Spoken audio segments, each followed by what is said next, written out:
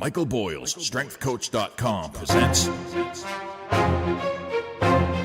the Strength Coach Podcast, brought to you by Perform Better, the experts in functional training and rehabilitation. PerformBetter.com.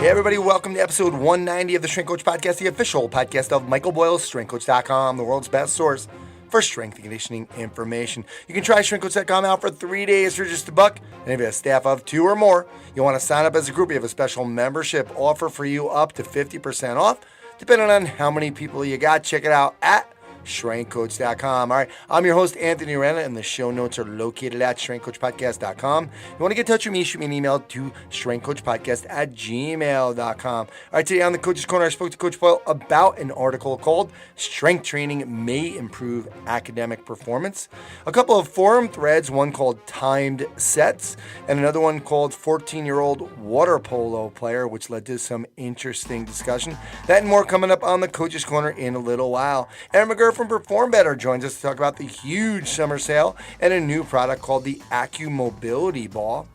For the Results Fitness University Business of Fitness segment, Alan Cosgrove is on to talk about some marketing and making sure your program is awesome. Special segment again with Alastair Mccall from the Mccall Method. Alastair continues his series on the 7 keys to being a great coach. That's the name of his book. Today he talks about building your method or philosophy. On the Hit the Gym with the Strength Coach segment, I have Dr. Stuart McGill, professor of spine biomechanics at the University of Waterloo. He's on to talk about his new book, Back Mechanic.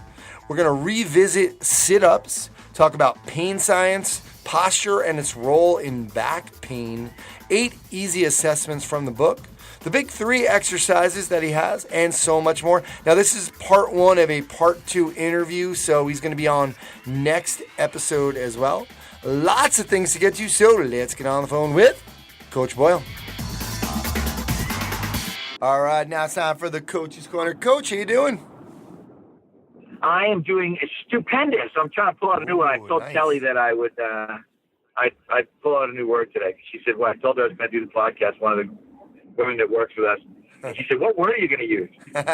Nice. All right. Well, we know she's paying attention. There you go. Exactly. Coach, let's start off with, we were talking about earlier, probably in the past, probably wouldn't have posted this article, but I do think it's important. And I think, some people might say, yeah, duh. But it was an article on strength training may improve athletic performance. There's certainly been a lot of research about, brain activity and, with just any activity improving brain function.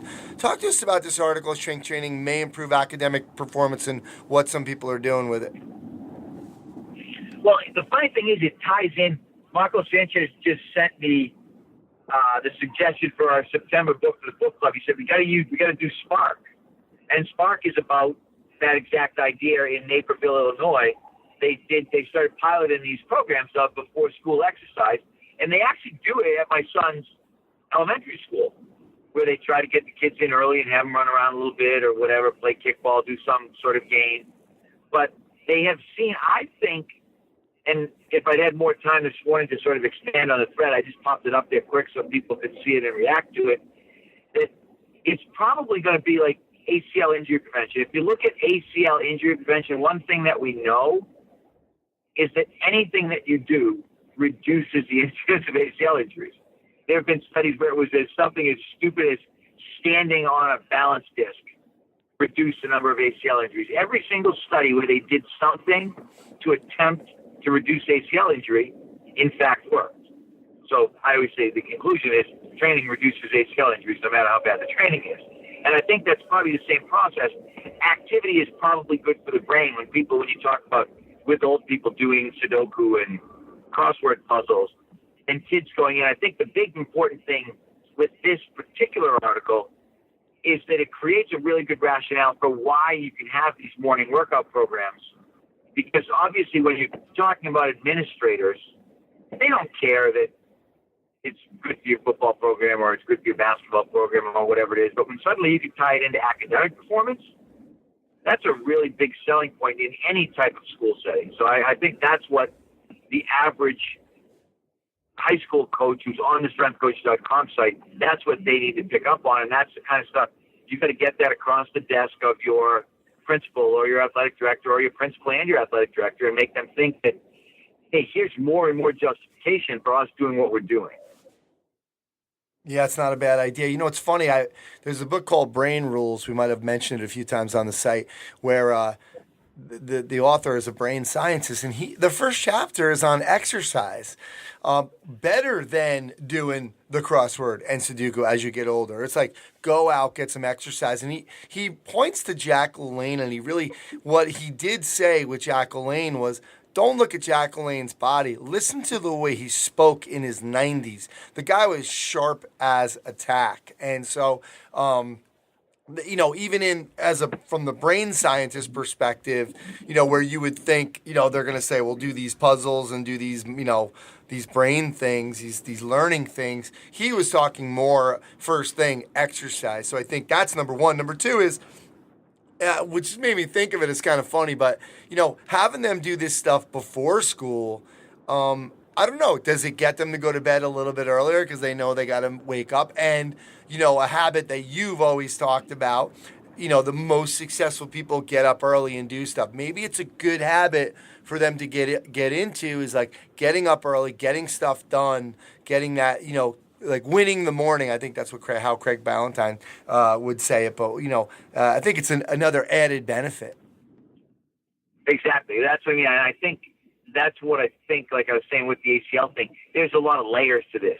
As you said, as you look at it and think, it may get them up a half hour earlier. It may get them, because again, and hopefully like at MBSC, if you're doing a good job with your education and you're talking to the kids about breakfast and you're talking to the kids about sleep, you'll hopefully get this synergistic effect where this kid is thinking, I have to get up and I have to eat something and then I have to go get my workout in. I love seeing the kids that are in the 6:30 workout groups at MBSC. Even now, Mccall is in a 7:30 a.m. group in the summer. She has to get up 4 mornings out of the week at 6:45 and get up and get ready, you know, get something to eat and go in and work out.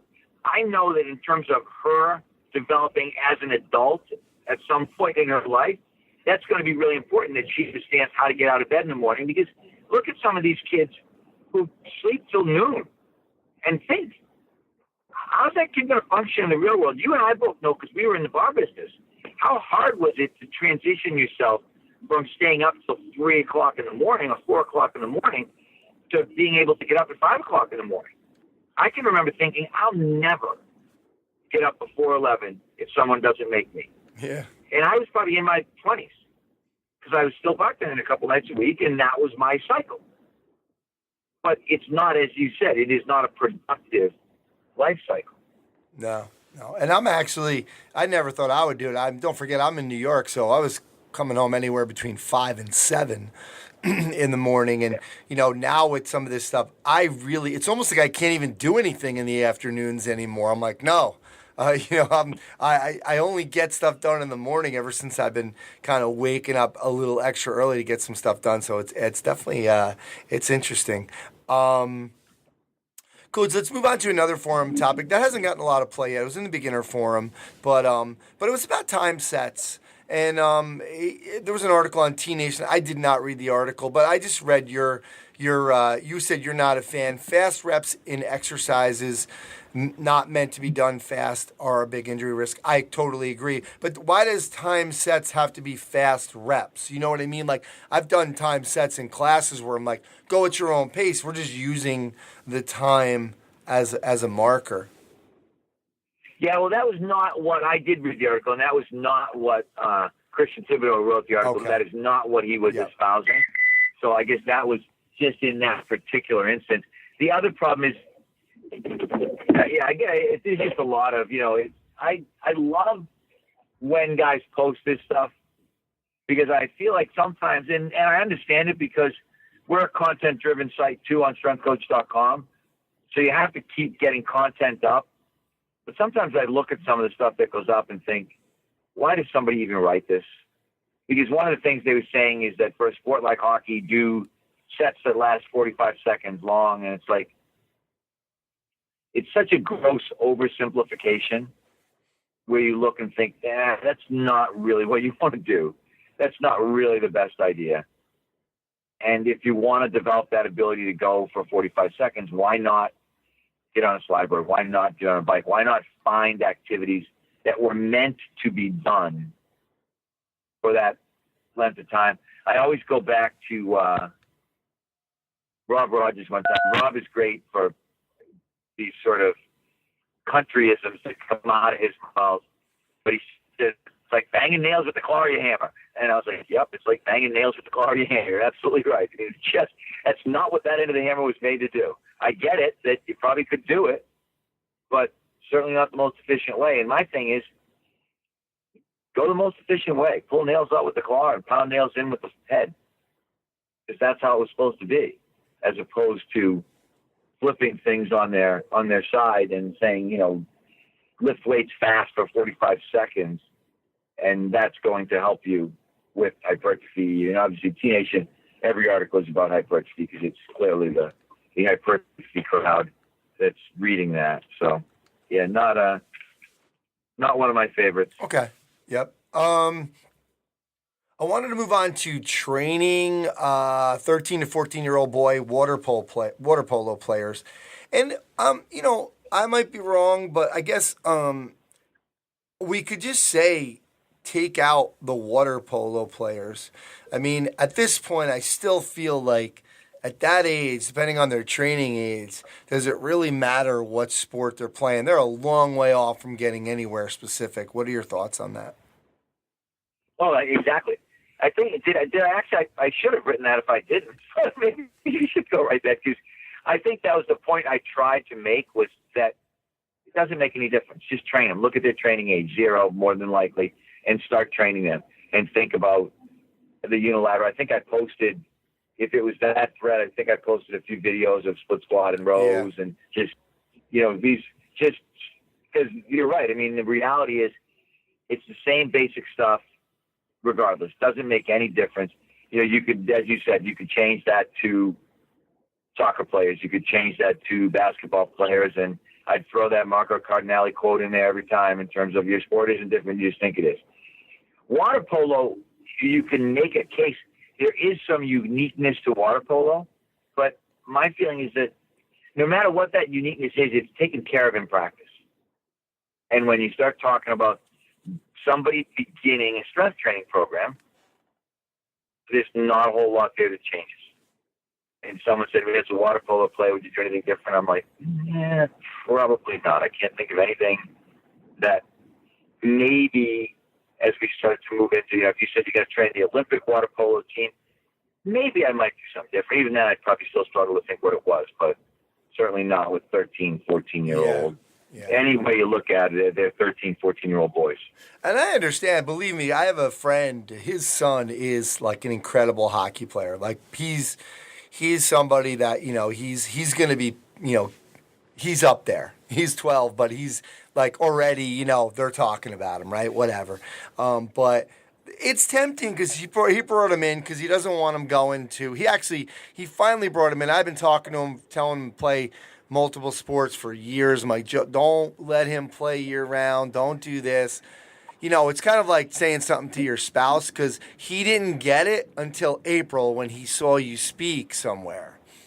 And you were driving that home. I forget. It was like a camp where they. Oh yeah, it was the showcase. It was actually it was literally like an 01. Yeah, he's in 02. 02 showcase. Yeah, or something. Yeah, it was an 01, which to me was almost laughable in and of itself. Mm-hmm. And I kind of said that, and I sort of I went through a lot of the kind of the rationale for why it doesn't make any sense. And it's really interesting, but as you said, I mean, I go through it with my own kids, and it's really hard. You know, finally I have the 17-year-old specialist, all the eggs are firmly in one basket kid, and I have the 11-year-old. You know, we just went to a lacrosse tournament last week in Stowe, Vermont, and we played baseball in the spring, and he's at hockey camp this week, and next week he's going deep sea fishing camp. Yeah. And that's what 11-year-old boys should do. Yeah. You know what I mean? They should learn to paddle a canoe and swim and fish and throw a lacrosse ball and throw a baseball and shoot a hockey puck. Because I do believe, and I said this years ago, you know, you could probably go back and pull up some old podcasts. it's an experiment. Michaela was an experiment. I couldn't guarantee to you that the outcome would be what I wanted it to be. The reality now at 17 is the outcome was exactly what I thought it would be. She was one of the best athletes, not the best player at every level, because she was one of the best athletes. But eventually she surpassed all of her peers and got a full scholarship in ice hockey. But if you had seen her I can still remember at U12 level, people that they were girls, they said, oh, this girl's better, and I was kind of like, whatever. We'll see how it all turns out at the end. And those other kids are maybe, if they're lucky, going to play Division III, and Michaela's going to play Division I. Yeah. And it's really hard. It's hard as a parent because you've got all these entrepreneurs looking at you and saying, no, you got to do this year round. And they just say things that are inane. If you don't do this, your kid will fall behind. And sometimes you look at it and I'm like, don't buy that. Don't buy into it, because there's no reality to that. Because I've seen it over and over again. I watched, Brian Dumoulin, who played for Pittsburgh and, winning the Stanley Cup, playing defense. And he was in like Biddeford, Maine, or Portland, or someplace. No one had ever heard of him until BC took him in his junior year. And, 5 years later, he's playing in the Stanley Cup. And, Nick Bonino was playing for Pittsburgh the same way, and he was playing at either Kent or Avon Old Farms. And I'll guarantee you, 5 years ago, no one had heard of him. He was going to BU, and people thought he was an okay player, going to play Division I, but not a guy who's going to be playing with Phil Kessel and winning the Stanley Cup. And you look, 5 years later, and there's Nick winning the Stanley Cup. So I've seen it way too many times to doubt it. I just took a picture. I'm speaking actually next Friday at the USA Hockey Level 5 coaching clinic, which is the highest patch level that USA Hockey has, but it's primarily youth hockey coaches. So it'd be primarily men and women coaching kids between the ages of, say, 8 and 14.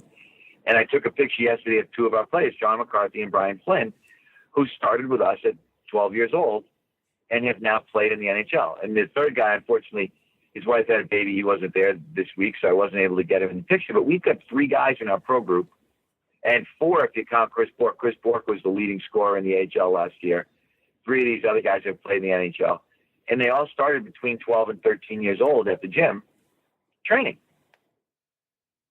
And so I've seen it literally firsthand. I've watched the process over the course of 15 years.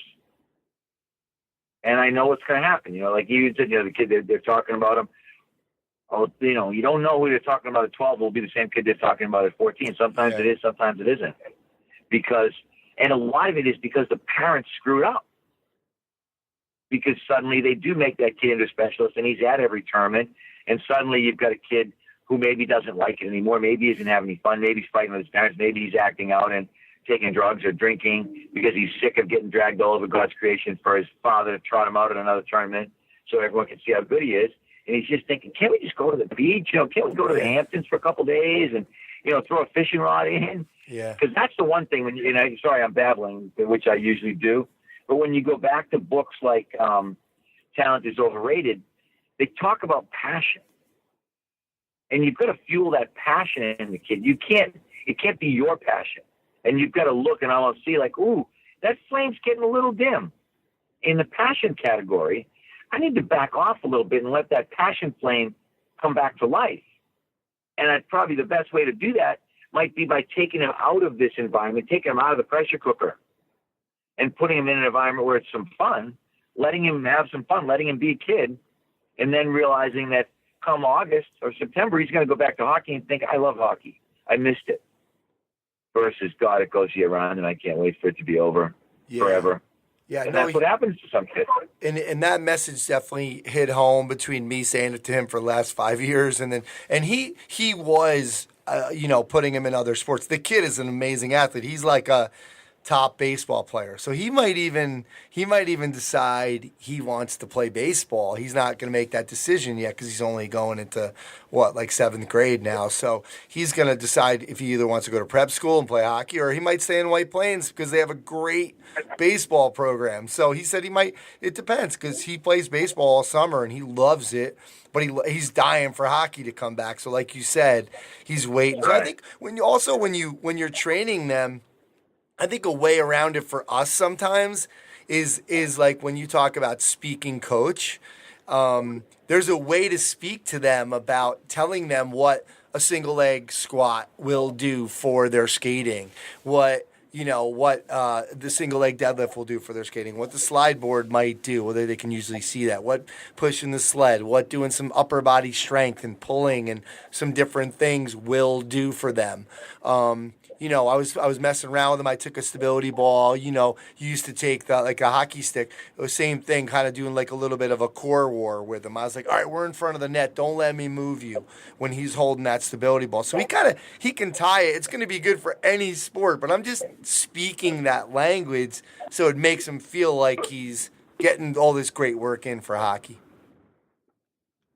So it's important. I think if you don't understand sport and you can't speak the language, you're going to struggle. Because I've said that forever. That's the one thing that we do well, where you come in and you watch everybody work out, and everybody thinks they're working out for their sport. But if you watch the workout, you'd be like, everybody's doing the same thing. How can they all, how can this one be working out for soccer, and this one be working out for hockey, and this one be working out for field hockey? But it is literally that ability to speak to that athlete about why what we're doing relates strongly to what they're doing. Yeah, really important. Good stuff. All right, Coach, we're going to let you go. So thanks for coming on, and we will talk to you next time. Thanks, Dan. I appreciate it. All right, now it's time for the Ask the Equipment Experts with Perform Better, and I am here with Miss July from the Perform Better Girls of Summer calendar. Erin McGill. Erin, thanks for coming on. Thanks for having me. Yeah, I'm just trying to take over August as well, but still tough competition. Waiting for the calendar. Anyway, you guys got a lot going on. Long Beach is coming up next week. Got some new products. You got the end of the summer sale, which leads into the new catalog, which we talked about. So let's talk about the end of the summer sale really quick again. What do you got? Okay. Well, it just started officially. I know we started a little early, but really we put our top products on sale. So all of our super bands, mini bands, all the little items that everybody loves, kettlebells, ropes, agility ladders, mats, but we also have some big ticket items on here, our foam plyo boxes, our half racks, dumbbells, plates, hex bars, Swiss bars, victory racks, assault bikes, all sorts of things. Definitely check it out. It's going to be going until the end of September, so again, it's the lowest prices we give all year. So thank you to our manufacturers for letting us get a little better discount so we can pass that along. So we look forward to it every year and take advantage of it. Very cool. This is always a good time. It always makes our podcast easier because the new catalog's coming out, so you guys start to add new products. And one thing that you guys had over in Providence was the Acl Mobility Ball, which I didn't see, but I'm looking at them now online. Very cool. So I got a couple questions for you, but just give us a rundown on it. What they are, it's another myofascial release tool. So it's kind of like a half ball on top with a flat bottom. The bottom's a little wider, so depending on what you're doing, you can either use the ball side and, dig in that way, or you can hold it in your hand with the big flat side and dig it into yourself. But the one thing that I like about these that is different from a lot of other tools that we carry is the fact that it's flat on one side. So if you picture kind of a lacrosse ball cut in half with a wide flat base, that's really what it is. The reason I like it is because, especially when I'm, at my desk or just laying around, which unfortunately I do lay around here sometimes. I call it product testing, but it's good because you don't actually have to concentrate as far as moving around if you have like a lacrosse ball or something under you that will roll around. This actually stays put. So even if I'm up against a wall, I can put the flat side up against the wall and lean against it.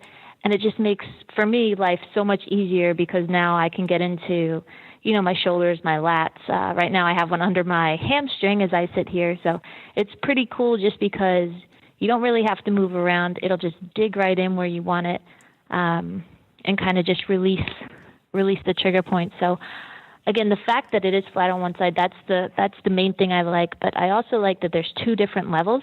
So there's a level 1, which gives moderate pressure, and then there's a level 2, which is firmer and has more deep pressure to it. So depending on what part that I'm using, like right now I have the deep pressure one under my hamstring, but earlier I was messing around and had the softer one on my hip flexor. And it just makes, it just makes it so much easier for me because, like I said, I can just put it there and not have to really move. I can move my leg instead of having to worry about a ball or something rolling around. So Yeah.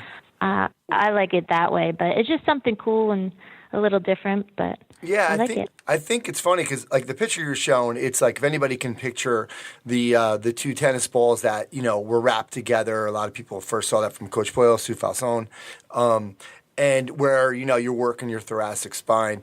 So like you said, I think the fact that that these separate, so you can do 2 of them or you can do 1, because like using that little apparatus for like maybe like the lats or rotator cuff can be a little bit weird. It's hard to get into it. So the fact that they separate and you can just have 1 is great. Number 2 is you're right about the moving thing, because I have like people that I have like use a lacrosse ball in the hall and up against a wall, and it's almost like one of those infomercial commercials where where they have like the babbling idiot show, like they show that you do like the absolute worst way to do something, like nobody would ever do a sit-up like that, or like they have a product in their hand and it comes apart, like, and they always show you that stuff in the infomercial. Well, that's actually what it looks like when people start to use a lacrosse ball on a wall. They can't figure it out. So this is a really good solution. It drops more than anything. Yeah, exactly.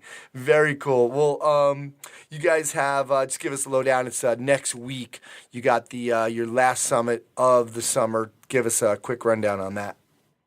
Yeah, last one of the year will be out in Long Beach, and we have a lot of our great guys there again. Right now, attendance is looking very good. But Mark Verstegen, Greg Cook, Rick Mayo, Charlie Weingroff, Stu McGill's coming back for a second one, which Stu always only does one. So I'm psyched to see Stu again. We have Todd Durkin coming back, both Cosgroves, Dan John, Dave Tiberio, Pete Twist. So again, it'll be so great. And I know we have some new guys that are popping in, which is going to be awesome. So Ben Bruno, he's going to be speaking for the first time. Brian Wynn, Skip George. So a lot of newbies there, but at the same time, a lot of our pro guys. So I'm excited to see everyone before the summer's over. E, thanks so much for coming on today and talking about the sale and the summit and the Acl Mobility Ball. You're the best. Anytime. Thanks for having me.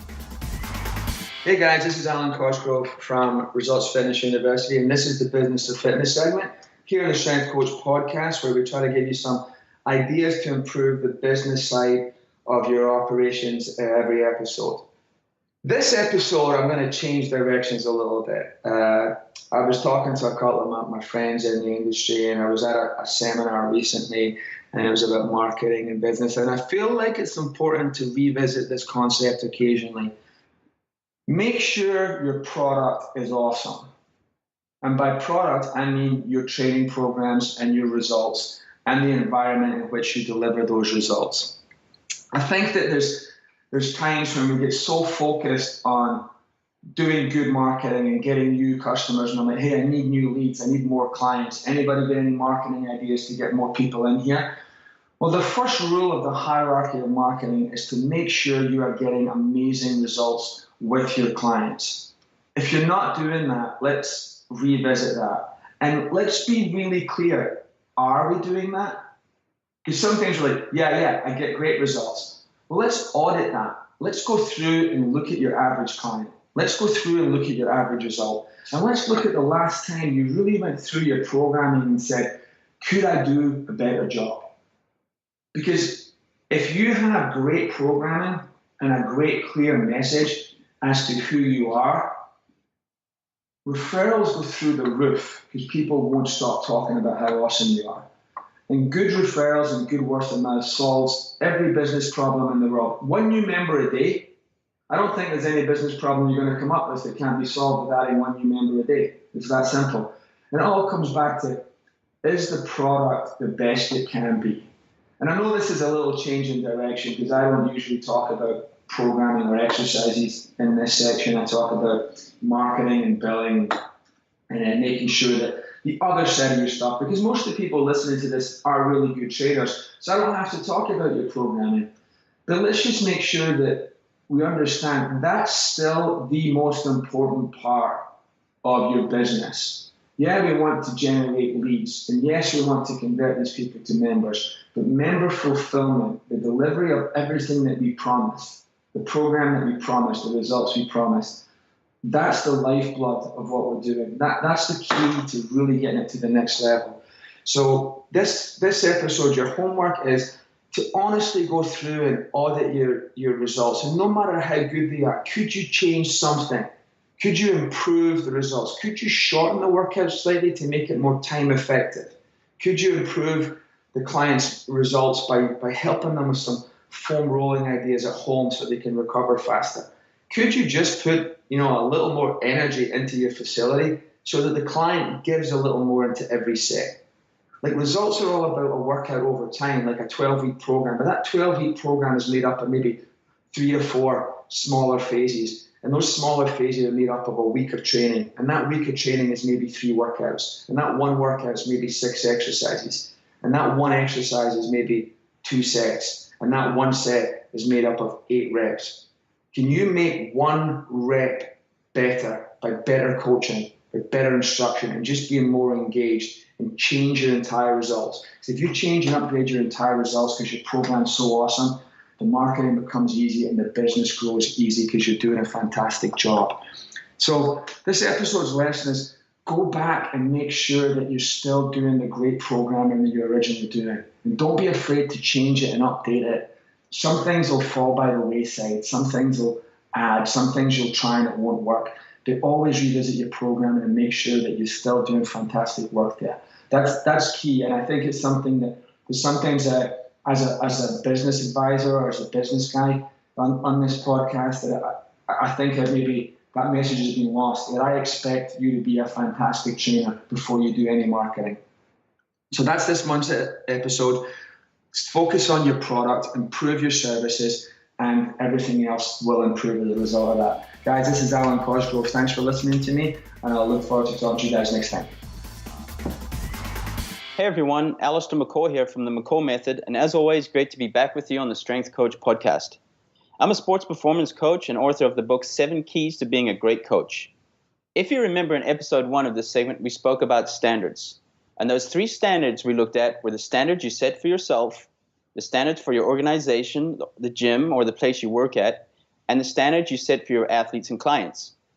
In this week's episode, we're going to look at Chapter 2, and that is all about building your method or your philosophy. First and foremost, I believe every coach needs to have a method, a system, or philosophy, whatever you want to call it. A method gives you an identity, it's what you believe in, and it documents and explains your training concepts and your hows, your whats, your whens, and your whys. During my last 20 years of coaching, there's been one common denominator that I've discovered in observing and working alongside some of the best coaches in the world. They all have a philosophy, system, or method in the way they coach and train their athletes and teams. I believe that coaches should have an identity with the way they coach and operate. When it comes to a coaching method or philosophy, coaches should be able to describe what they believe in, why they believe in it, and how they do it. A method is also a plan of action and a systematic order in the way you do things. As a coach, you're on a journey that will help you develop a method and create a dynamic philosophy that will continue to evolve throughout your career, allowing you to feel confident and comfortable in the way you make decisions and conduct your training sessions. Your philosophy will also comprise the values and standards you hold in highest regard and the ones you're comfortable sharing and teaching with the athletes you work with. I've always found that an effective and successful method is a simple one, not complex or overloaded with information.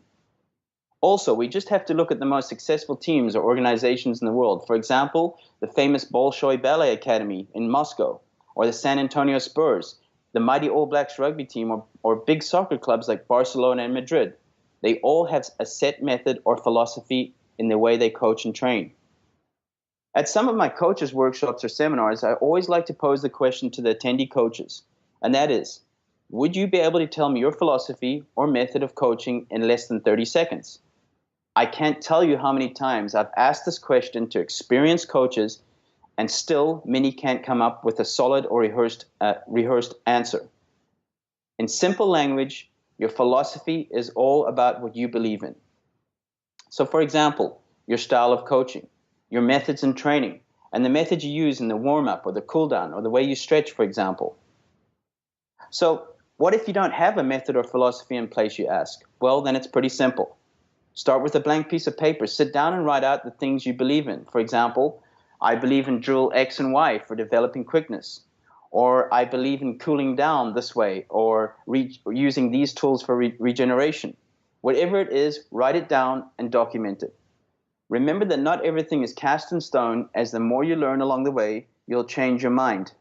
Remember that lifelong learners are not afraid to change their minds when they discover something that simply works better. So what are the advantages of having a method or system in place? Well, firstly, it gives you an identity on how you coach. It helps with being prepared and well organized. It prioritizes what is important and what isn't.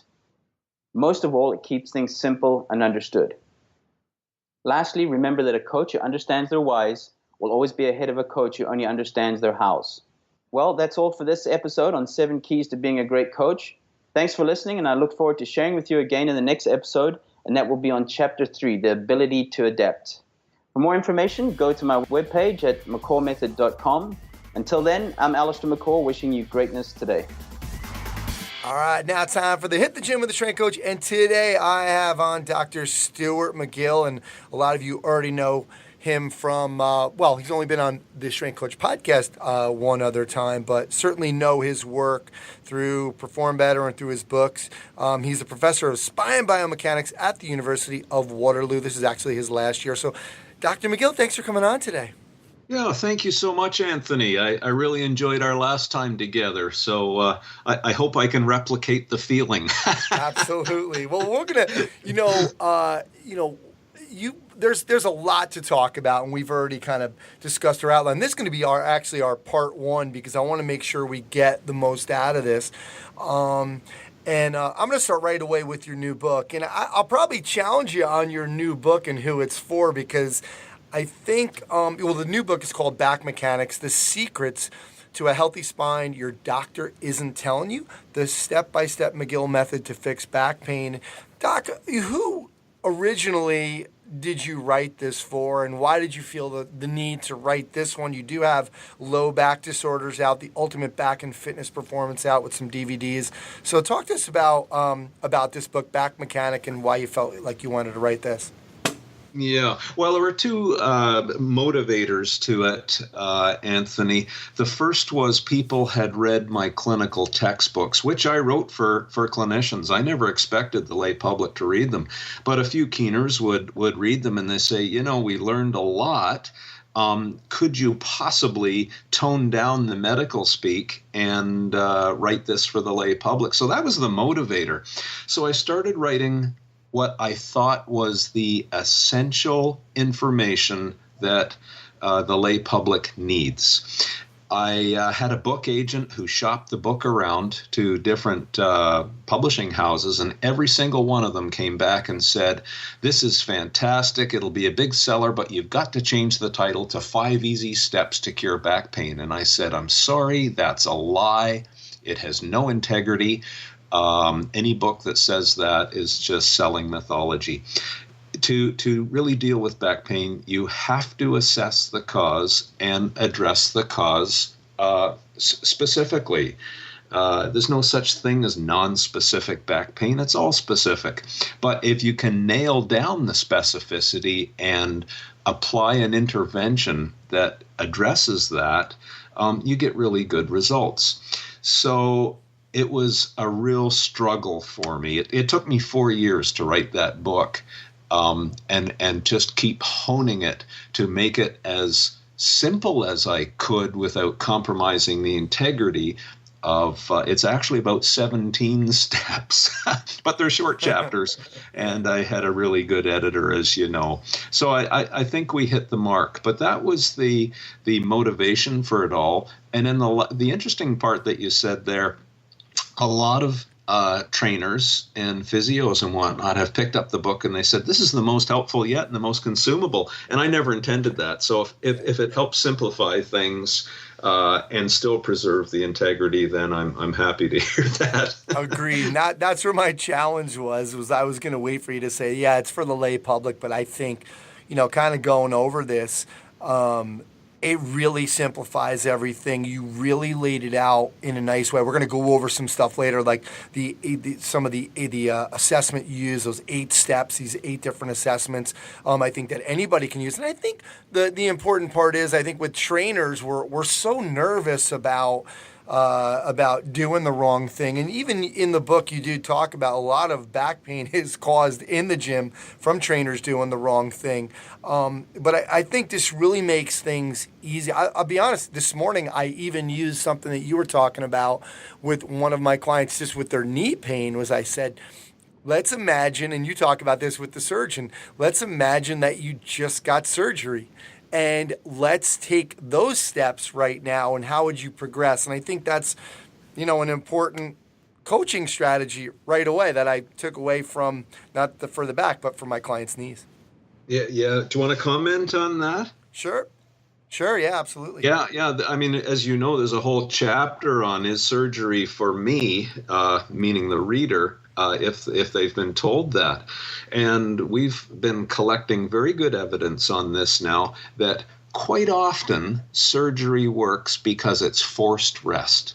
So, you'll have a client who says, I've got to do my 20 minutes on the elliptical every day, otherwise I'll go mentally crazy. And I'll say, fine, but now we know why you never let your back pain desensitize. Let's perform virtual surgery on you now, which is simply just pretend you had surgery, and tomorrow you won't be able to go back to the elliptical.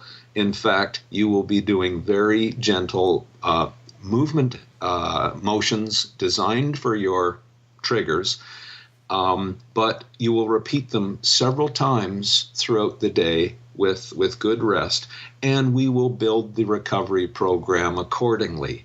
That in of itself is why surgery sometimes works. So always try that approach before you have surgery. Some of the worst disabled patients I get are post-surgical failures, absolute failures, and yet on the surgeon's statistics, they were deemed a successful case. And I ask, well, how could you deem that a successful case? You mean they didn't die? Anyway, that I hope all your listenership who've been told they need back surgery at least try that.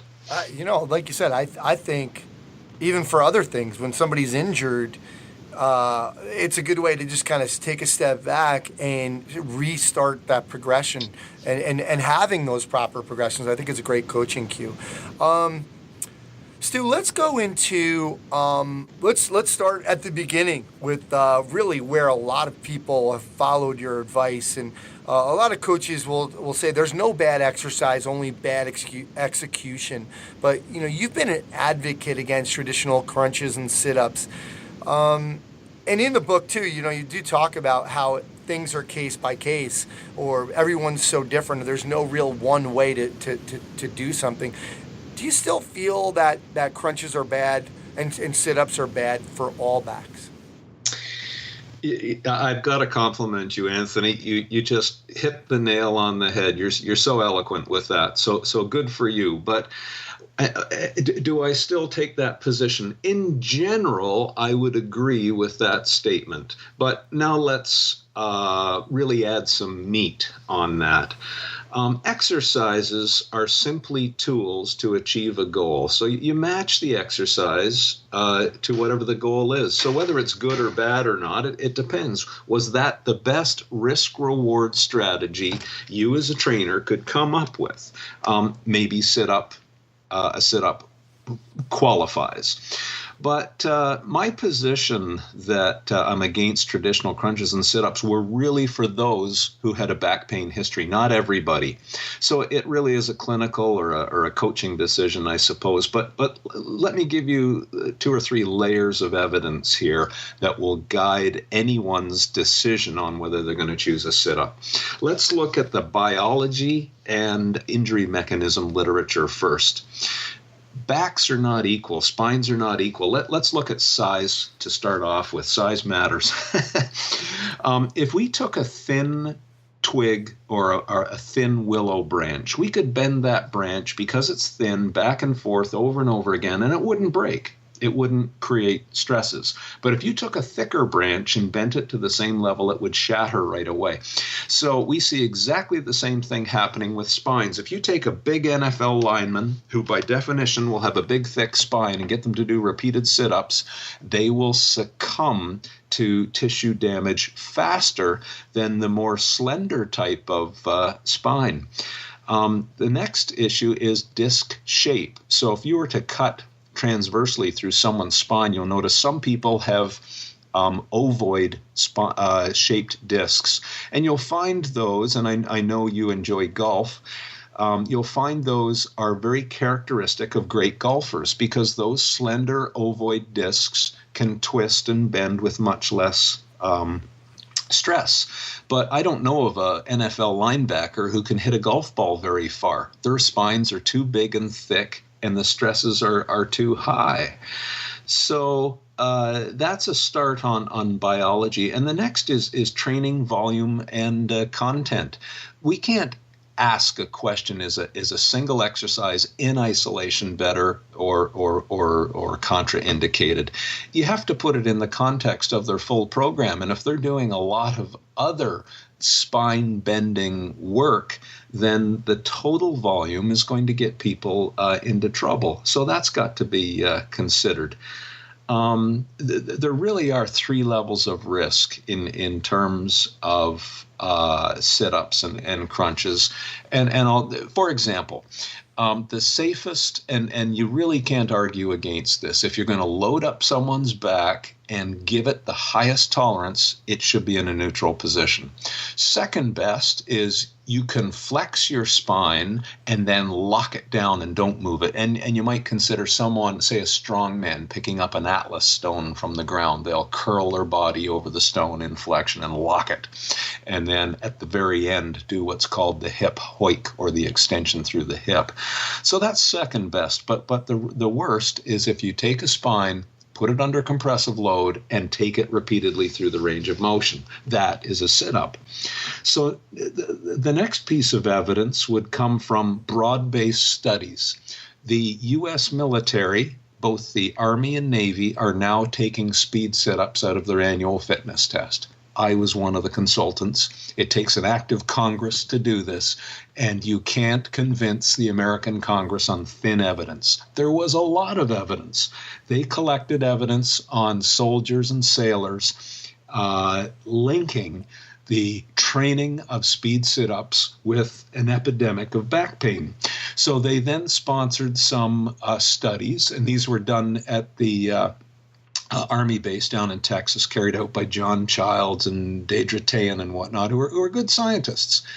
And they had groups in basic training who never did a sit-up, a speed sit-up. They did planks, side planks, stir the pot exercises, etc. In other words, they really challenged the abdominal musculature, but they did it in a way where there was no bending movement, excuse me, but what we call a bending moment or a bending challenge.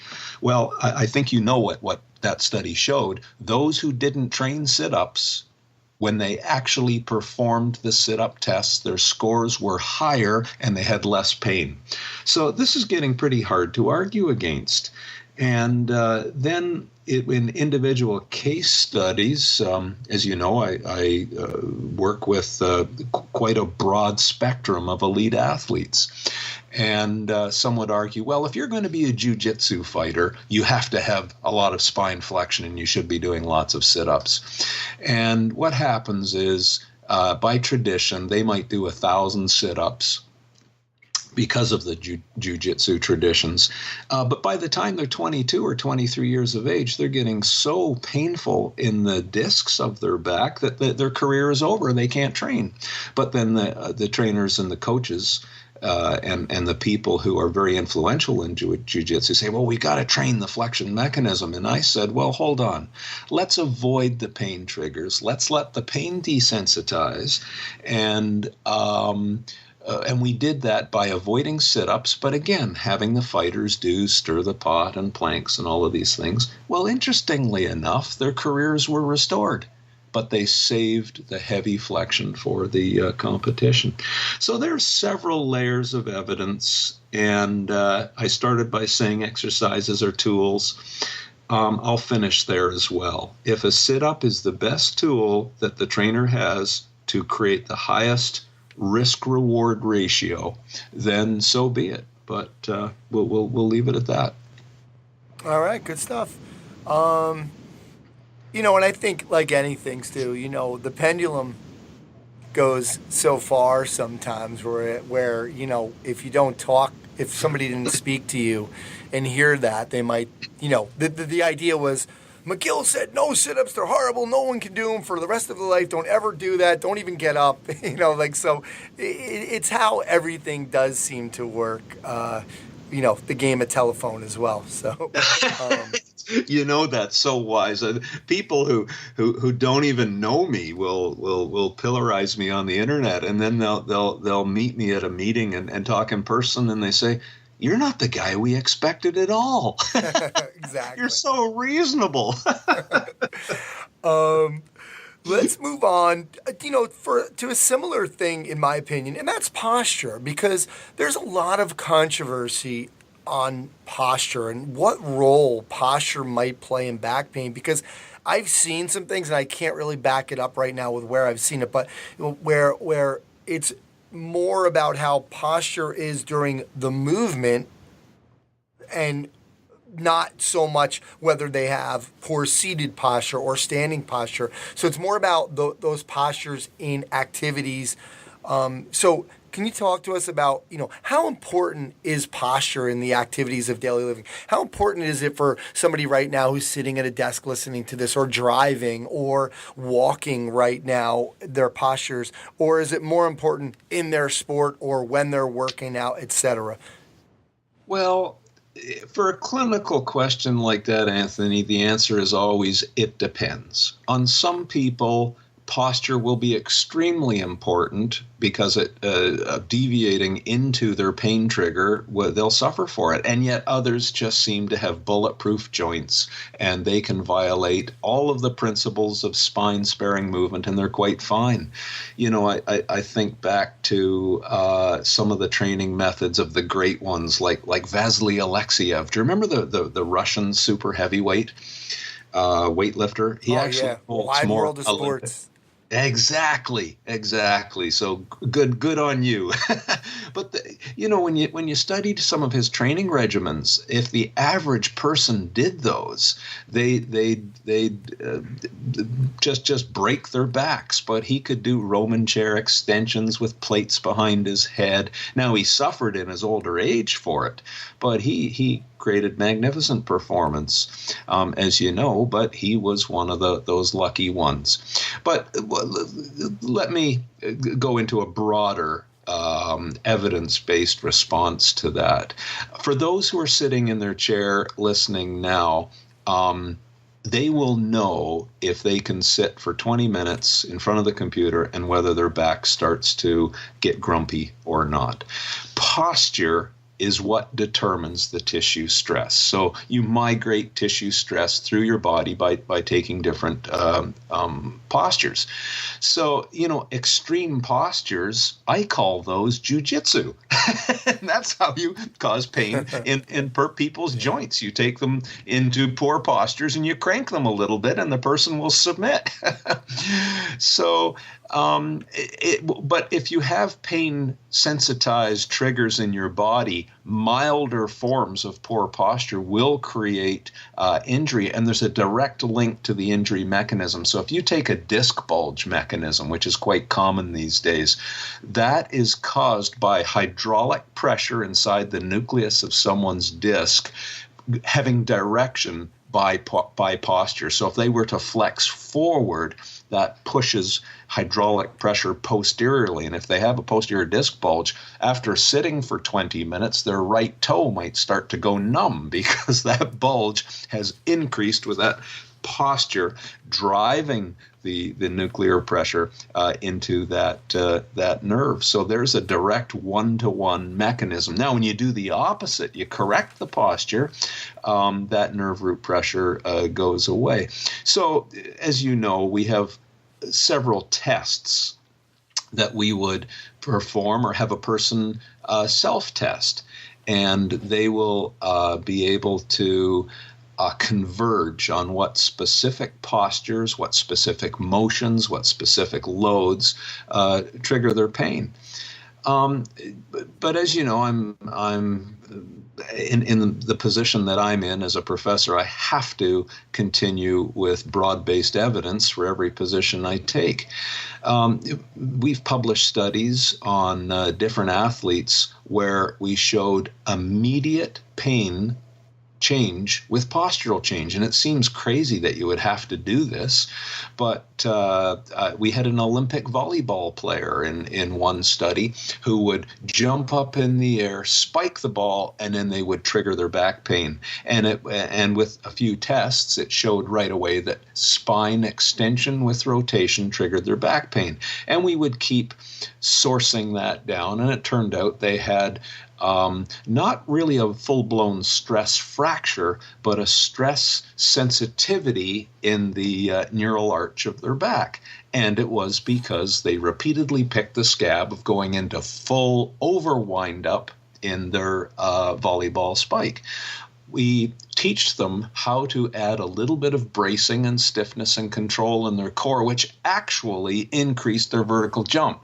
Stiffening down the core released more power distal to the hip joints, but back off on the spine rotation. And immediately their back pain triggers reduced. And, we can do that with dancers and power lifters and all sorts of people.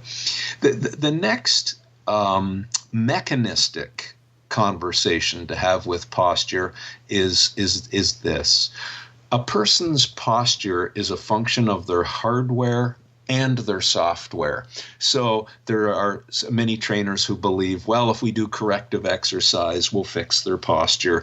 And our studies show you might get lucky, and that's how that individual would respond. But most of the time you will fail because you didn't address the software. And the software is the movement habit of the person. People move in patterns. Those patterns are encoded. The common nomenclature would be muscle memory. The neuroscience term is the engram. So we all walk or we sit or get out of a chair or throw following a pattern. So just because you stretch a shoulder or you increase thoracic mobility or whatever it is, yes, you may change the hardware, but you also have to regroove that software encoded movement pattern that's in their motor control, whether it's in the cortex of the brain or the spinal cord itself. So you then need to do movement training to go along with the hardware changes that you might be very creative in producing with the corrective exercise part. There is a study recently that's just come out of Australia showing no link between sitting posture and pain. And people are going off on this on social media, and it astounds me because it astounds me because they're not scholars in the area, but they have developed a very strong opinion. And now they start saying, well, trainers don't really need to be skilled at training movement anymore because there's no link. But realize that the same authors of that study only several years ago did exactly the same studies on adults and showed that, yes, there's a big link between sitting posture and back pain. So when you look at a group of kids, all you can conclude is these kids are creating stresses in their bodies, but the pain hasn't manifested yet. They aren't old enough to get the cumulative exposure, but they aren't going to be happy adults. So, they just haven't had enough time to work into pain yet, but they eventually will, and that's what the evidence shows. So I wish people would calm down over taking a single study and getting all hot on the internet about it. Yeah, good luck with that. Yeah, exactly. Speaking of getting hot over stuff, Stu, I'm going to go, I'll remind everybody, this is part one. So we're going to finish today's part one off with this question, and this will get you going for a little bit. Your thoughts on pain science info. We've had a couple guys on here talking about the pain science, and there's a lot of info out there today. Some of the pain is in my head and certain associations or pain maps, brain triggers that lead to pain. You do touch on this in the back mechanic. Can you talk to us about these triggers and the pain science and where this has gone and if it's gone too far? Fantastic. I'm going to rise to the bait. Here we go. Well, once again, this is a huge question. And all I can do is go back and follow some scientific logic, and let's converge on a reasonable solution and opinion on all of this. This whole area is just once again getting way out of control, and they're losing their way. They're forgetting the education that they have and the experience in knowing what they have found what works and doesn't. And it reminds me of remember the whole transverse abdominis era that we went through, and people were forgetting about all of the work done on preventing back pain, and then entire clinics where every back pain person that came in started with transverse abdominis training. Well, of course, it all blew over, but it seems that we have the same situation once again. Okay. This whole term of pain science, some people are really misusing the whole literature, which I call neuroscience, by the way. This pain science is just something that is a new name for a rich body of neuroscience. They believe or promoting the idea that explaining to a client or a patient the mechanism of their pain will cause movement fear. Well, they're just hijacking the science, and I'm going to come back to this. Let's review some evidence from neuroscience, and as I said, it's very, very rich. But basically, the sensitivity to pain that a person has can be wound up or it can be wound down. So winding up pain, consider that picking the scab repeatedly will make that scab more sensitive. Or I often use the analogy of hitting your thumb lightly with a hammer. You can hit your thumb with a hammer over and over again, just lightly, and no change will occur. But after 2 or 3 days, your thumb will become so sensitized that all you do is lightly touch your thumb or slightly move it, and it will trigger a huge pain sensitivity. Now, some will say that is in the head because the brain is perceiving it, but that's only part of it. They have centrally sensitized that person's thumb to pain. Now, how do you reduce and wind down the pain sensitivity? Do you just ignore the knowledge? No. If you understand that the pain trigger is the hammer, if you can take the hammer away, the offending mechanical variable, the pain will slowly wind down and they will become tolerable to movement once again. But to try and justify, look, just get people to move, otherwise they will become movement phobic or fearful of pain. The evidence doesn't show this at all. In fact, it's quite precisely the opposite. The people who come into the clinic with the worst pain fears are those who have no clue as to what the mechanism is. They're clueless. They're terrified of the next time they brush their teeth because no one has shown them that their particular pain trigger might happen to be forward flexion with a little bit of compressive load brushing their teeth and someone puts a knife in their back. And yet, if they could be coached to move forward with a hip hinge, a very mild amount of stiffening control with a little bit of abdominal bracing, they've eliminated the potential for that pain trigger. They're bulletproof. And that is so liberating of that movement fear.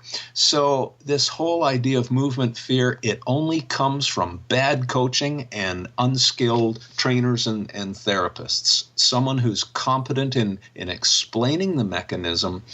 And Nick Winkelman, the American coach, has again, his whole PhD was on this. It's the how you coach it that matters so much. Do I have a couple of more minutes before we break for the halftime? Absolutely.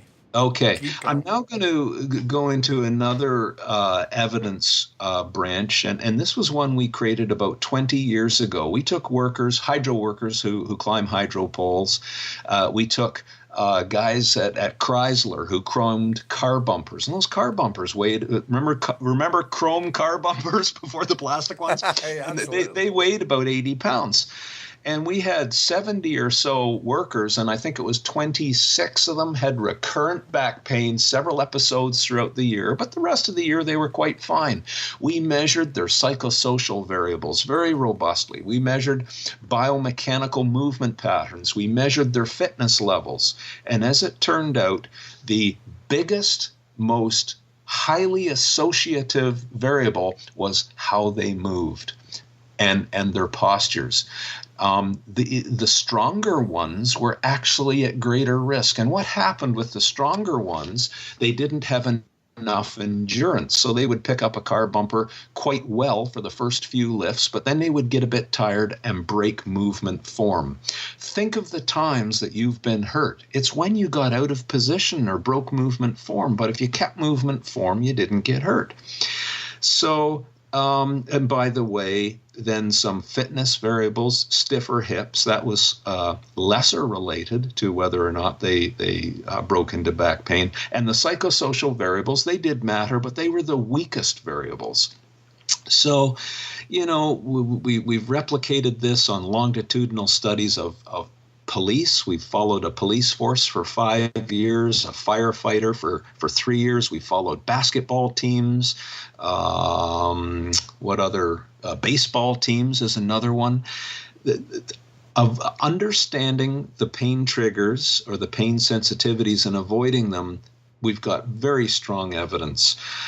And here's a little fly in the ointment, though, that I'm sure you'll find interesting. When we looked at the police and the athletes and whatnot, the better trained ones, the higher the fitness score individuals were actually getting hurt more, but they also moved better as well. But there was this anomaly, but as it turned out, it was because of volume of training. So if the volume of training gets really high, yes, you will get fitter, but also you're increasing your risk of injury. So when you control that out, movement matters. You can't argue with that. The key is coaching. Any movement approach will cause movement fear if it's poorly coached. So, I'm perfectly consistent with the neuroscience. I can't justify this suggestion that we can bypass an assessment and just allow a person to move for fear of inducing movement fear in them. So how's that for a controversial start? All right, there we go. Or controversial finish to part one. I think it's a great, that was a great foundation, because in part two, we'll start to go over some of the assessments, the 8 tests that you have, and then maybe go into some of the mistakes that we're making teaching the big 3, and we'll talk a little bit more. So that's going to do it for part 1. Thanks, Doc, and we'll get you back on for part 2. Thank you, Anthony. All right, that's going to do it for episode 190 of the Strength Coach Podcast. Special thanks to Chris Pryor, Aaron McGill, and the folks over at Perform Better. Check them out at performbetter.com for all their products and info on their educational seminars. Don't forget about the huge summer sale. Thanks to Coach Boyle and Dr. Stuart McGill for sharing their insights and philosophies into the world of strength conditioning and performance enhancement. Don't forget, Dr. McGill will be on again next episode. Alan Cosgrove for the Results Fitness University Business of Fitness segment. Check them out at resultsfitnessuniversity.com. Alastair Mccall from the Mccall Method for the 7 keys to being a great coach. And of course, remember, you can join strengthcoach.com and have access to the site for just $1. 3 days, just $1. If you don't like us, just cancel anytime. But once the 3 days is up, we charge you either $14.95 a month or save some money and get the yearly package for $129 for the year. To access that offer, go to strengthcoach.com, click the Join Now button to get started on your trial. My name's Anthony Rennie. You can reach me at strengthcoachpodcast@gmail.com. Thanks again, and I'll speak to you next time.